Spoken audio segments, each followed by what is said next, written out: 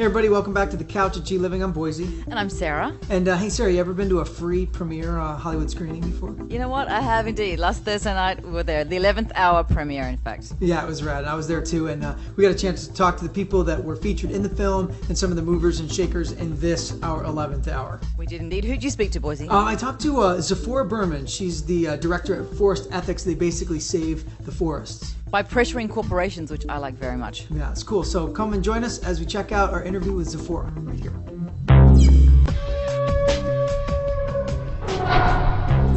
Hey everybody, welcome back to Cisco Home Boise. On the couch with Tzeporah. And Tzeporah you're the director of Forest Ethics? I organize all of the campaigns in Canada, the United States, and Chile. So I do the negotiations with logging companies and governments, and also with major corporations, and help organize the strategy in the three countries. Yeah. Now this is how rad this woman is, right? This is what she did. She found out that there was a lingerie manufacturer called Victoria's Secret, and they were buying like over $100 million worth of paper from forests, and then printing like 1 million catalogs a day. Catalogs a day, printed on old-growth forests from Canada, the Canadian boreal, which is literally the most important conservation opportunity in North America. I mean, if we look out our windows here in California, the birds we see nest and breed in the boreal in Canada, and that forest is being chewed up to make catalogs and junk mail in the United States. So she made it her personal mission and passion over 2.5 years it took you, yeah? Years, yeah. To eradicate this process, and now tell them the end game, the end result.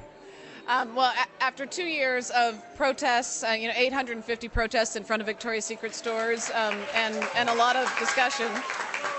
She gets applause everywhere she goes because Victoria's dirty little secret is a secret no more because of Tzeporah.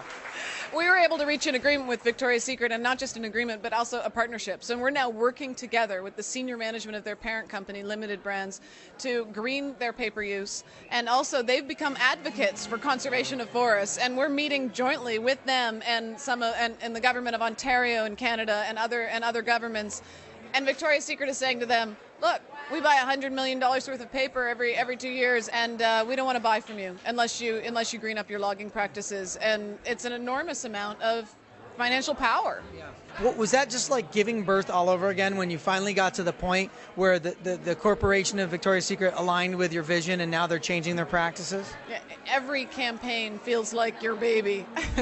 And that's growing up, and it was an incredible moment when we were in the negotiations, and I realized that we had reached a point where we could agree on how they were going to green their paper supply and what we were going to do next together. I mean, they're a $12 billion corporation, and pretty frequently when we work on these issues, you feel a little bit like a flea on an elephant's back. These are huge problems and huge corporations, and it's a far cry from just standing outside the store with a placard.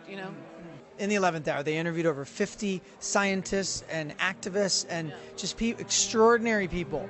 And what was it like for you to be one of those 50 people? Like really, when I watched the film for the second time, I was like, these are some of the most amazing minds and people and movers and shakers of our time. And clearly at the end of this 100 years, they'll be the top 50 people or the top 100 people in this 100-year span. You know what I'm saying? So like, what's it like to be part of that collective, that fraternity? It's an incredible honor, and it was really thrilling to be interviewed in the film, to be able to talk to that wide an audience about the state of the world's forests, which are really in crisis, and what we can do about it. It was an incredibly fabulous feeling. But it's true, those are really bright minds and incredible thinkers.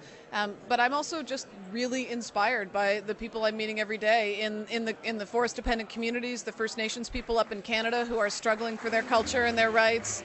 Some of the workers who are trying to green their workplace. I mean, we're all called to action right now, and I think we really are all leaders. Tzeporah, thanks for sitting down on the G Living Couch East, because our real couch is in Venice. So next time you're in town, will you come visit us at the studio? Absolutely. All right, awesome. And keep up what you're doing. You're an inspiration to all of us. forestethics.org. Good. So check it out, and thanks for popping by. And the after party for the 11th hour continues right here at Cisco Home, so don't go away.